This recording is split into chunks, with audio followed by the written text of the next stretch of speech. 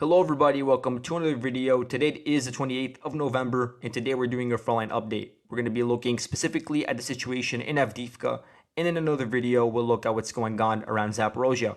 So we're going to start off with the southern parts of Avdiivka because there are conflicting reports about what's going on within the Promka industrial district. Promka is located within this red rectangle. Rybar, they claimed on the 25th of November that the Russians completely secured this industrial district and that they were also able to get full control of the rural dachas located to the south of the industrial district. And really, the dachas go hand in hand with the industrial area because the Ukrainians in the southeastern corner of Avdiivka, they built up a rather large fortification system with trenches, dugouts, tunnels, all of that. And they really connect together the ones in the industrial facilities and the ones in the more rural parts of the Avdiivka village. So the Russians, they launched attacks both through this specific lane over here into the center of the industrial district, but they also launched parallel attacks further south within the rural parts of Avdiivka, and they were able to get control over about half of it or maybe even more, and that's confirmed visually. But what we don't have visual confirmation of is the Ukrainian or the Russian advance into the westernmost parts of the rural dachas. So basically within this perimeter over here, we don't have proof of this yet. And the Russian capture of this area is contested by Deep State Map because they have this area marked as a gray zone on their map. And they also have the area, basically the most western parts of the industrial district also marked as a gray zone on their map. So for now, there is still a bit of ambiguity as to the correct front line. But either way, the general consensus from both sources is that the Russians were able to advance in this region. They were also able to solidify control over most of the southeastern corner, including the industrial district and the rural dachas. And that the Ukrainians have, if not already, are currently in the process of withdrawing from this region. Meanwhile, just to the north of the industrial district, Deep State, they claim that the Russians were able to get control over fields, and within those fields there are Ukrainian fortifications, and that's located in the area around here. So there was a minor Russian advance around this region, and this is due to the Ukrainian withdrawal as they try to consolidate their positions closer to the city of Avdiivka itself, and this allowed the Russians to take up new forward positions in Ukrainian-built trenches. Now, a lot of people wonder about the significance of the Russian advances in this region and about why the Russians even decided to attack along this vector in the first place. And I'm going to use an elevation map and fortification map to try to elaborate on the reasoning. But just quickly before I do that, really the rationale is that now the Russians have control over, first of all, a major Ukrainian fortification system that was built up over the course of 9 years now. And it's also located on a hill that overlooks some of the new Ukrainian positions, such as, for instance, the Ukrainian positions located further to the west within the Tsarska Ohota resort, basically. And this is another very fortified part of the front line. It also overlooks Ukrainian positions within the forest and gives them an attack vector to enter into that forest. It also gives them an attack vector to enter and flank the Ukrainian defensive positions located within this resort over here. And it also gives them an area basically to overlook the Ukrainian positions within the Donetsk water filtration station and within the residential districts of Avdiivka itself. So here's a map of the fortifications built up by both sides in the Avdiivka sector. It's not my map, so I'll link it in the description for credits. And it's not completely up to date with my marking of the front lines, but it still is very important. So in basically blue, you could see the markings for the trenches and other fortifications. Here is Promka, the area where the Russians were able to advance, as we previously discussed.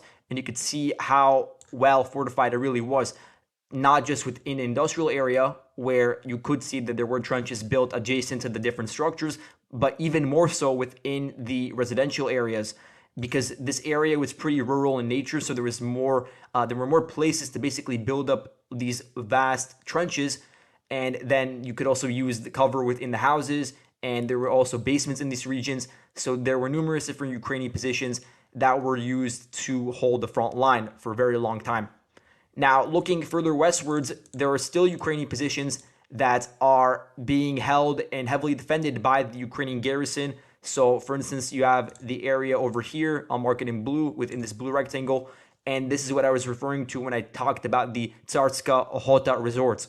There basically is some like resort over here, and around that resort you have forested areas, and you also have a lot of fortifications.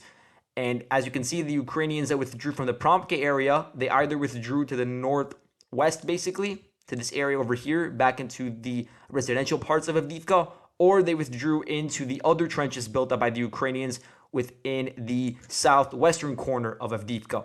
And that southwestern corner is extremely important, and we're going to look at the elevation map in a second to understand why. But regardless of elevation, it still is important because of the amount of defenses that were built up. So the Russians, for instance, in the DPR forces, they tried advancing from the south to attack the Ukrainian defenses within this blue rectangle in the southwestern corner of Avdiivka. They were able to gradually advance through this region, but again, it comes at a very heavy cost, and it's a very methodical process that takes a long time. It requires a lot of firepower to clear out every specific trench, and so just doing it for one vector is extremely difficult and could lead to a lot of casualties.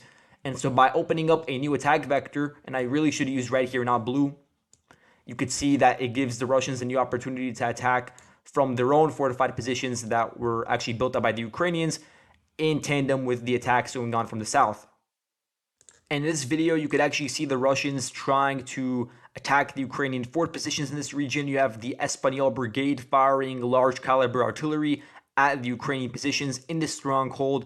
And it gives you an idea of how, despite the heavy Russian artillery and aerial bombardment, they have still not withdrawn from this area. And that's in stark contrast to how the Ukrainians decided to withdraw from the Promka district when they were met with the Russian tanks and the vehicles and the infantry that began entering in from the eastern parts of that industrial district. So there is a very interesting contrast between the two different Ukrainian responses. In this part of the front line, the southwestern corner, in the Tsarska stronghold, the Ukrainians do still hold on despite the assaults from the south and despite the heavy Russian fire. So here you have an elevation map of Avdiivka. And here's a quick sketch I made of the Russian front line, their forward positions. And I'm going to mark several parts of this map and basically make them into zones so you could see their general elevation. Here's the Promka Industrial District. You could see it's located on some of the highest elevation in this region. Further west, you have the Ukrainian defensive positions located in the Tsarska Ohota Resort that we were talking about before. I'm marking them yellow in a yellow rectangle. You could also see that there are Ukrainian defensive positions located within the Donetsk filtration plant, also on rather low elevation. And then in the eastern outskirts of Avdiivka, which includes open fields, rural dachas, and forests, you also have rather low elevation. And this area is very important because the Ukrainians have built up several fallback lines in these parts of eastern Avdiivka, and it's an area where they've also been able to prevent any sort of Russian advances. It's also an area where the Russians have not tried as much to advance. They've tried advancing on the flanks and to the south around Promka, but really a head-on advance from the east is something that the Russians have tried to stay away from. Now here you have the southern residential parts of Avdiivka located over here in this smaller rectangle. Again, you can see it's on a rather low elevation, but as you get further and further west and reach the westernmost parts of Avdiivka, the elevation does begin to slightly increase, especially along the main road that I'm going to mark in yellow for the sake of this. Here you could see that main road, just marked it in yellow quickly. So there is a bit of an increase in elevation as you reach the Chimik district. And the Chimik district I'll mark in orange. The Chimik district is the southwestern corner of the residential part of Avdiivka. There are a lot of high-rise apartment buildings. The Ukrainians have set up observation posts, firing positions in this region. They're really building it up to be a stronghold in the case that the Russians are able to get a foothold within the residential parts of Avdiivka, and they're using the height advantage in that region to overlook the surrounding regions, as I said before. When looking at the Tsarska Ohota Resort, you could see that the Russian and Ukrainian positions are on really similar footing, similar elevation. But there are two things to keep in mind. First of all, the Russians do have positions that are flanking it from the south and from the north and from the east. So you have two different attack vectors to attack the Ukrainian defensive positions, plus all of the heavy firepower that's being rained down on the Ukrainian defenders over there. But despite that fact, they are still holding on to it.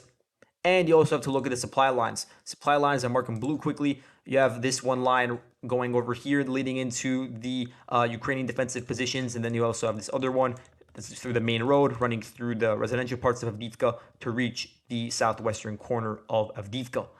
And so a lot of these supply lines that are leading into this Ukrainian defensive node, they're located either on really low elevation through those open fields, or they're located very close to the front line. And when they're located that close to the front line, they are within the range of Russian fire.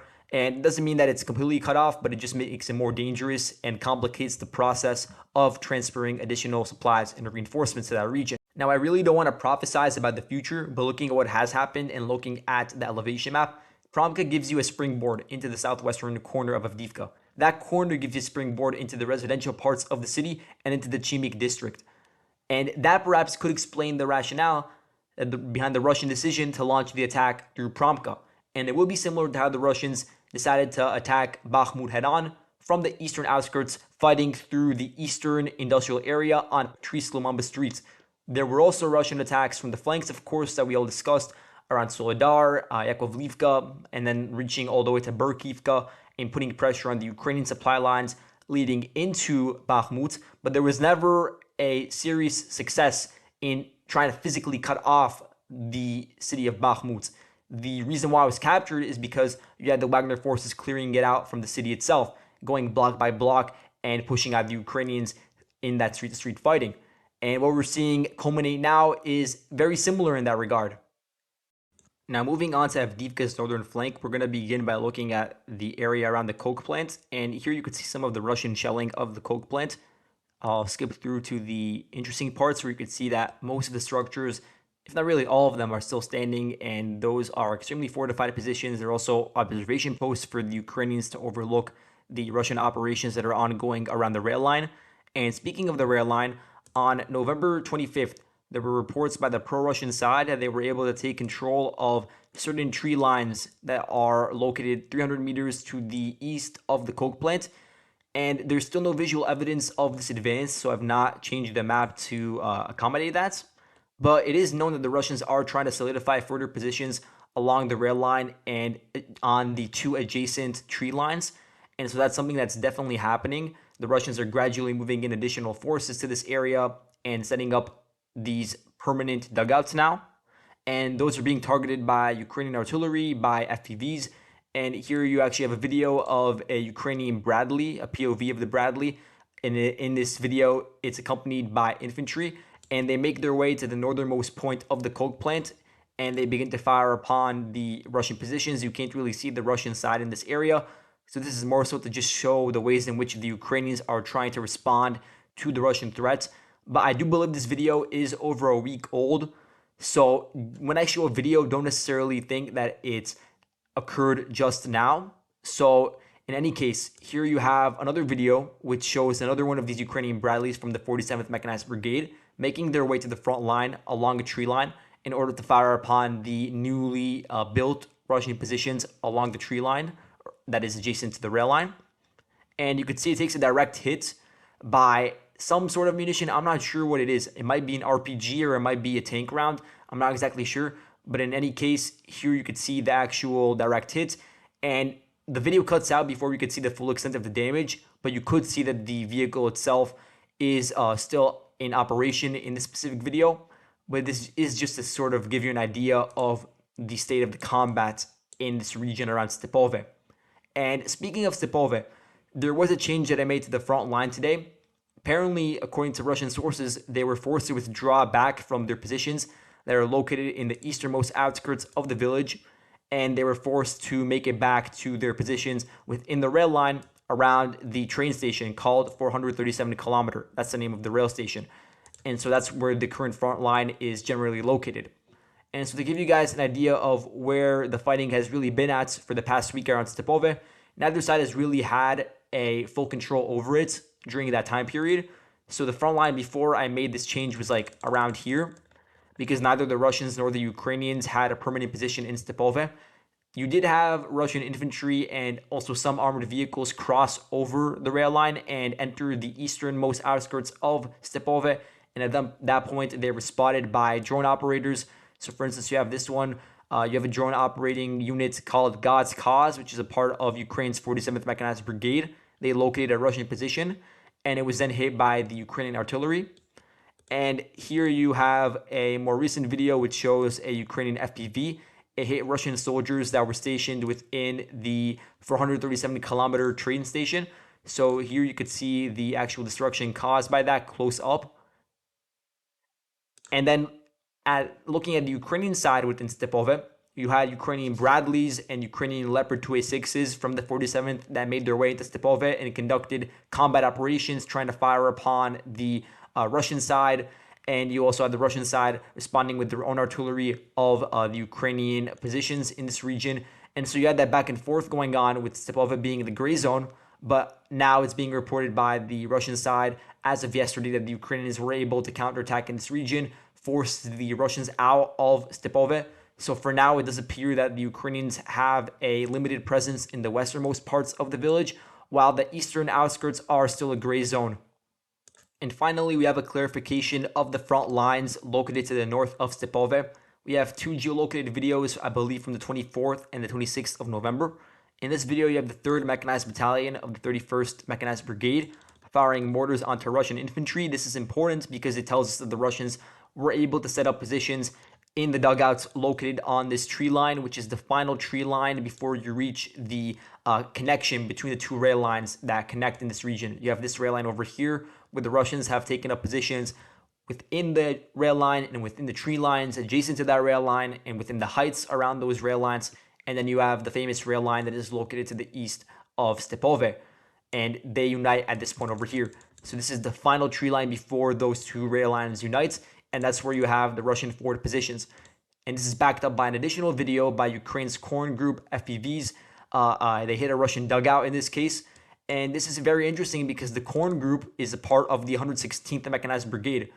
And the 116th, for this entire time, it was located around the Zaporozhye front, specifically Orikhiv sector, around the open fields to the east of Novoprokopivka. So this may indicate, I'm not saying for 100% certain of this, but it could indicate that the Ukrainians moved elements of the 116th Mechanized Brigade, not just the UAV unit, but also parts of the infantry towards defending the Avdiivka sector. And here we actually have reports from the Russian side that they were moving in reinforcements from the Zaporozhye front to Avdiivka, and they referred specifically to the 116th Brigade. And before we heard this news about the 116th, we knew already about 4 mechanized brigades that Ukraine had moved from other parts of the front line to defend against the Russian offensive in Avdiivka. And that's in addition to numerous other territorial defense brigades, rifle battalions, and other drone units that were moved in from mainly the southern part of the front line to defend against the Russian attacks around Avdiivka. And so that's all I have for today. Thank you guys so much for watching, and I'll see you guys in the next video. Goodbye.